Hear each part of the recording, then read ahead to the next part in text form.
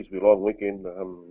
Better get some practice on the liver before we go to that one. But yeah, no, can't wait, mate. So be good. I don't know who's playing. I have seen the draw, but I can't remember who's playing who. But no, mate, a great concept. Just hoping the Suncorp turf can hold up to it because it has been criticised in recent times over its quality, and it's almost blooming rugby games they have those scrum things which keep ripping up the turf and killing it off. They should put rugby back at Ballymore where it belongs. At least Suncorp to the league. True, fair enough too. And also the Indigenous and Māori game, that'll be a good one though, eh? Yeah, definitely. Yeah, absolutely, mate. We've got tickets already, so we're going to head down to Melbourne for 2 or 3 days and go and check that out, depending on who makes the sides. I just think the Māori team might be a bit stronger in the forwards. I think I've looked around and done some research into Indigenous forwards. The best three I can think of is Andrew Fafita, if he's available. Ryan James from the Titans, the captain, and Wade Graham. Other than that, they don't have too many forwards. We've got, Bromwich boys, Brandon Smith, we've got Jared Wadia-Hargreaves, Proctor, any number of internationals, plus a talented backline as well. But true. So I just think we might just have them there on the edge. But interesting, it's a different feeling when you it's two cultures going against each other. So as opposed to two nations, so they're playing for us, and obviously the other team they're playing for their people, for their mob. So mate, interesting and a great concept and a good idea. Yeah, absolutely. Now, the Sevens, I understand you got up nice and early to watch some of the Sevens there, Reno? Yeah, the first of the World Series ahead for, obviously, our Black Ferns team. That's over there, our New Zealand All Black team as well. So, it was really good. The Black Ferns just going back a couple of days, 3 from 3, had to come back from Ireland in their pool play, so they topped that. Then they met up against the Russians, put them to the sword this morning, then got to the final up against Canada. Canada, who upset the Australians. Mind you, Aussie got the third overall, beating the USA towards the latter end of that. But our Black Ferns had to do the comeback, and the girl who scored her 100th try, Michaela Blythe, just shows how fast she is. I tell you what, man, she was very similar to Rico Wani, both at 37 kilometres an hour. They had these clocks on them, and she was right up there on his tail. She was just 36.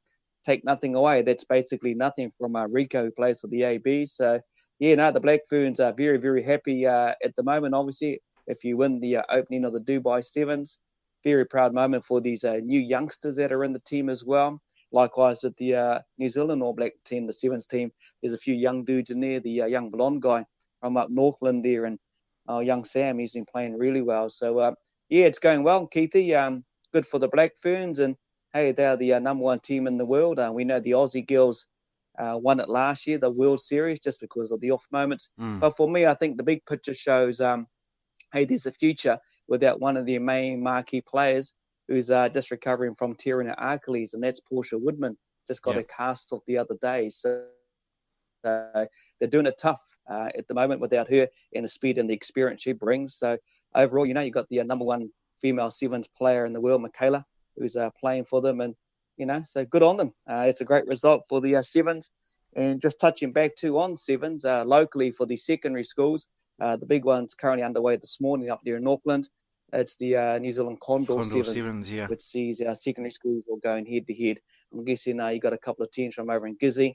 We've got our local team from Hauraki Plains up there playing. So it's a big weekend of Sevens rugby. I think they'll be a bit happy with the wet weather. It'll soften the ground up, mate. Yeah.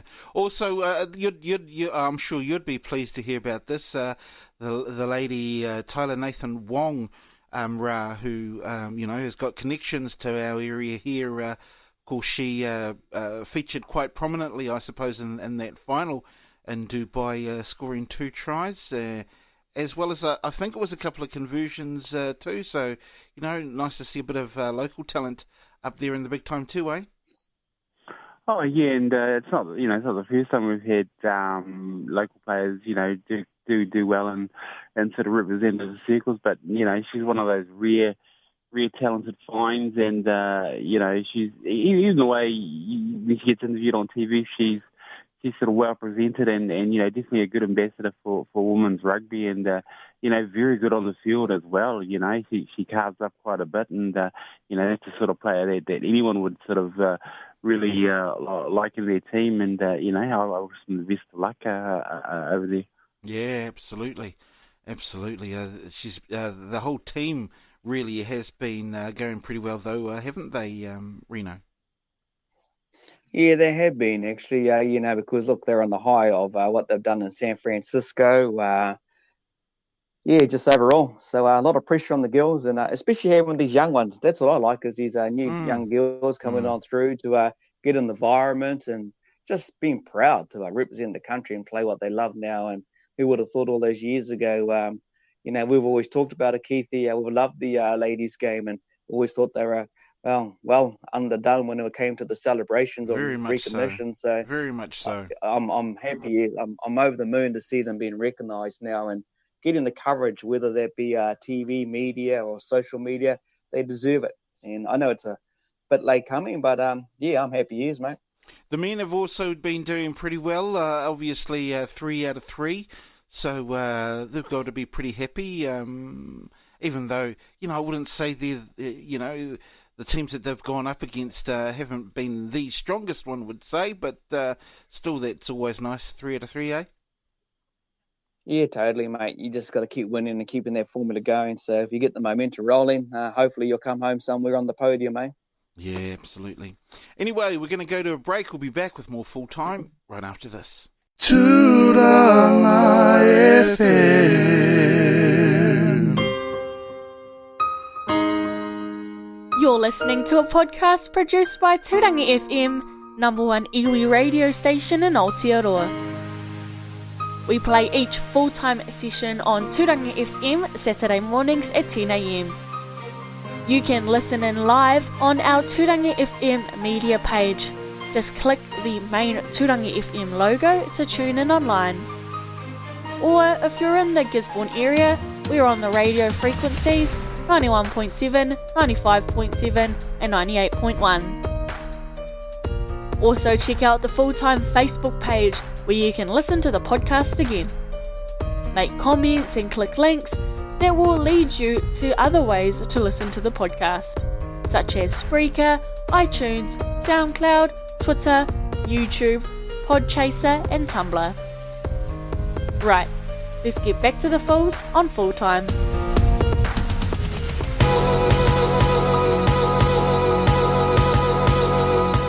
Welcome along to our second session here on Full Time. I want to send another shout out going out to our sponsors, Racecrack Motors, of course, down there on Grey Street. Also want to send a bit of a shout out to, I guess you could call him, I don't even know if he's a new listener, but I know that he does listen in, and that's through our podcast. So big kia ora going out to David Langford, who is one of our podcast listeners. Big kia ora going out to him. Anyway, that fight. Now, JT, you must have watched that fight last night, eh? Anthony Mundine and our man Jeff Horn. What did you reckon, bro? Well, I hadn't even started my blooming cappuccino, whatever you call it, last night, and I was still trying to blow on it because it was blooming hot, and I went to put it down and looked up and it down too. So, yeah, 9 seconds was not even 2 minutes he lasted, and we could talk about other physical activities that you want to at least last 3 minutes, but I don't know if we can. Of course we can, but anyway, yeah, mate, absolute farce, I think. But mate, $2 million to copple on the chin like that. I'd do it. I'd jump in the ring with anyone for $2 million. Fair enough. True. So, got to give him credit where it's due. He has been, a damn, a half decent sort of a boxer. He's done he's represented his people in his country, and on the back of a relatively successful football career. So 20 odd years or whatever it was in the limelight of sport, and he finally bowed out last night. And Jeff Horn caught him with a left hook, and good night, nurse. But there's various posts on social media saying it looked like a bit of a dive or a setup, and yeah, whatever, mate. That's just the way it is, and I think boxing has sort of lost a lot of its glint. It's mystique, and it's mana, I think, another word there. And guys like Mundine talk a lot of trash and try and get people into to pay their $49.95, which I was a sucker and I did. And Yeah. what a waste of money that was. You know? Yeah, it's no, absolute joke. But move on, Mundine. Time to hang him up. Yeah, well, I don't know. I mean, it was so quick. What do you reckon there, Reno? Yeah, well, I suppose one word, humiliation for the man, who he's known as, and that's his boxing career coming to an end. But I've got to take my head off to Anthony Mundine to think, what JT touched on from playing at the St. George team for years and having a good league career, then coming on through, took on the boxing side of things, became a bit of a religious man. Then, hey, what he stood for, and he stood for his Aboriginal people. And that's what I liked about him. He was there for the Indigenous people, and he was always going to be staunch around that. So, hey, it's just one of those things. That's boxing. Yeah. Knocked out. Oh, well, that's life, mate. He gets up. His bank card's not going to decline at the FPOS machine. So No, well, he's not got $2 today. million to play around with. Yeah. Not today, nah. No, So, not today. He wakes up with a bit of a sore head, a bit of a embarrassment, but he's $2 million richer. Indeed, he is. Certainly is nice for him to gain his riches. But what did you reckon of the fight there, Ra? Yeah, but, well, Mundine, he's always good.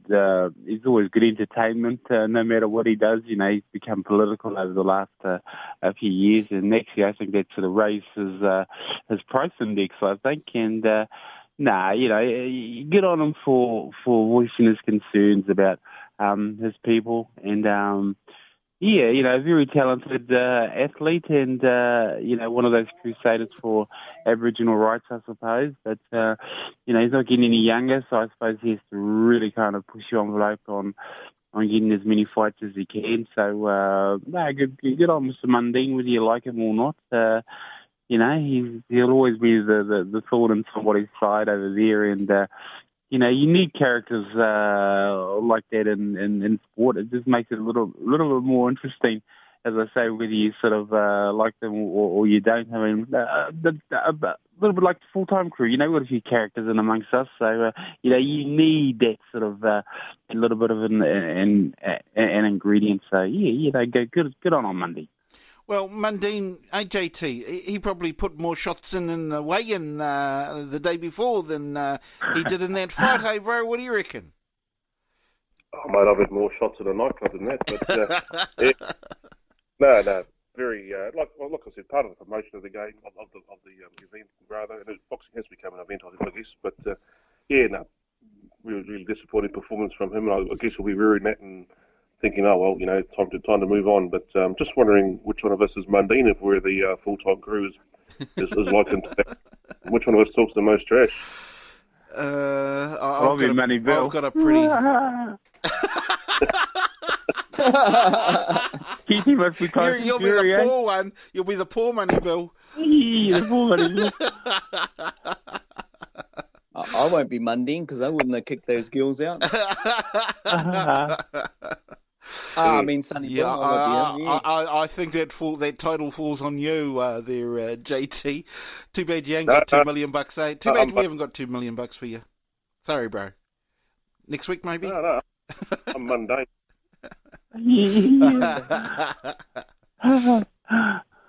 Now, I think the biggest shock will be tonight, mate. Yeah. When that TV star Stu Landy knocks out bloody Sonny Bill. I am going for that guy. I mean, who is this Stu Landy guy anyway? I mean, I have no idea. Is he an actual boxer?